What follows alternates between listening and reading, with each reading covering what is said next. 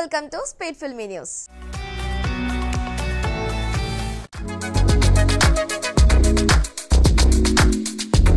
నటుడు సౌబిన్ షాహిర్ కు Ernakulam court shock ఇచ్చింది. మంజుమల్ బాయ్స్ కేసులో బెయిల్ షరతుల కారణంగా అతనికి సైమా అవార్డ్స్ అనుమతి లభించలేదు. ఆయన తదుపరి ప్లాన్ ఏంటి? పూర్తి వివరాలు మీకోసం. మంజుమల్ బాయ్స్ చిత్రానికి సంబంధించిన ఆర్థిక మోసం ఆరోపణల కేసులో నటుడు సౌబిన్ షాహిర్ కు ఎర్నాకులం మ్యాజిస్ట్రేట్ కోర్టు బెయిల్ షరతులను కఠినంగా అమలు చేసింది. దుబాయ్లో జరిగే సైమా అవార్డ్స్ 2025కు హాజరయ్యేందుకు అనుమతి నిరాకరించింది. సాక్షులను ప్రభావితం చేసే అవకాశం ఉందని కోర్టు భావించింది. ఈ నిర్ణయంతో సౌబిన్ హైకోర్టులో అప్పీల్ చేయాలని నిర్ణయించారు. కేసులో సౌబిన్తో పాటు ఇతర నిర్మాతలపైన ఆరోపణలు ఉన్నాయి. ఈ ఘటన సినీ వర్గాల్లో తీవ్ర చర్చనీయాంశంగా మారింది. సౌబిన్ తదుపరి చర్యలు, కేసు పురోగతి ఏ విధంగా ఉంటుందనేది ఆసక్తికరంగా మారింది. అభిమానులు ఈ విషయంపై తాజా అప్డేట్స్ కోసం ఎదురుచూస్తున్నారు.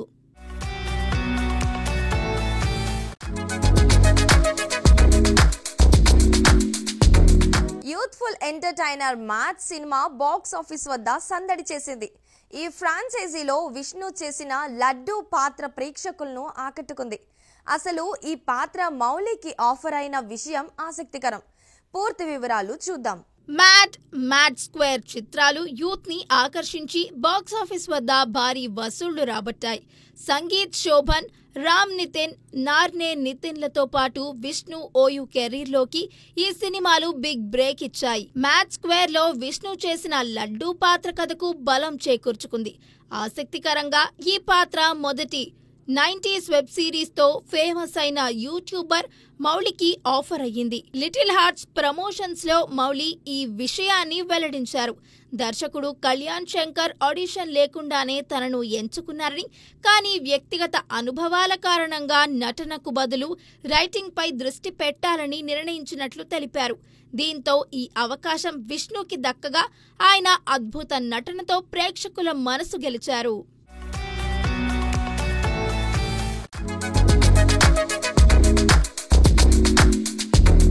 శివకార్తికేయన్ నటించిన మదరాసి సినిమా రిలీజ్ కు సిద్ధంగా ఉంది.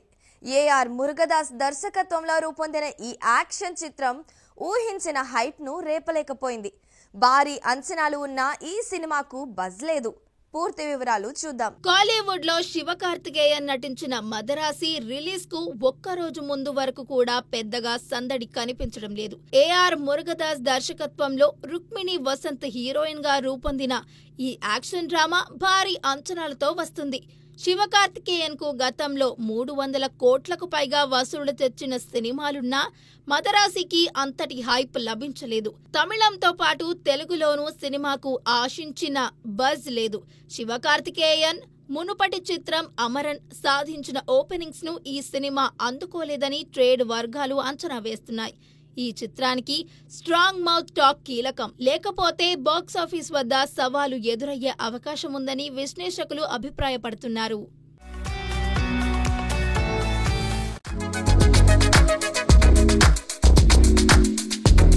ధనుష్ తాజా చిత్రం D54 షూటింగ్ పూర్తి చేసిన వెంటనే కొత్త ప్రాజెక్ట్ లో బిజీ కానున్నారు. రాజ్ కుమార్ పెరియస్వామి దర్శకత్వంలో రూపొందనున్న ఈ సినిమాలో మీనాక్షి చౌదరి హీరోయిన్ గా నటించే అవకాశం ఉంది.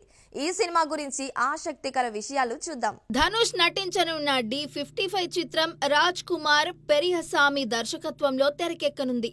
D54 షూటింగ్ పూర్తయిన వెంటనే ఈ సినిమా పనులు ప్రారంభమయ్యాయి.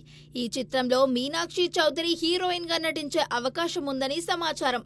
రాజ్ కుమార్ ఈ సినిమాకు ఒక ఎమోషనల్ యాక్షన్ డ్రామాగా స్క్రిప్ట్ సిద్ధం చేసినట్లు తెలుస్తోంది. ధనుష్ ఈ చిత్రంలో ఒక పవర్ఫుల్ రోల్లో కనిపించనున్నారు. ప్రీ ప్రొడక్షన్ పనులు శరవేగంగా జరుగుతున్నాయి. ఈ చిత్రం గురించి మరిన్ని అప్డేట్స్ కోసం అభిమానులు ఆసక్తిగా ఎదురుచూస్తున్నారు. మరి ఈ సినిమా ఏ విధంగా మెప్పిస్తుందో చూడాలి.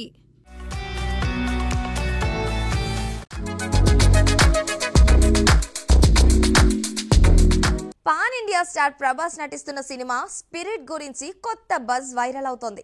సందీప్ రెడ్డి వంగ దర్శకత్వంలో తెరకెక్కుతున్న ఈ చిత్రం పాన్ వరల్డ్ లెవెల్లో సంచలనం సృష్టించనుంది. ఈ సినిమాలో అదిరిపోయే ఎలిమెంట్స్ ఉన్నట్టు టాక్ నడుస్తోంది.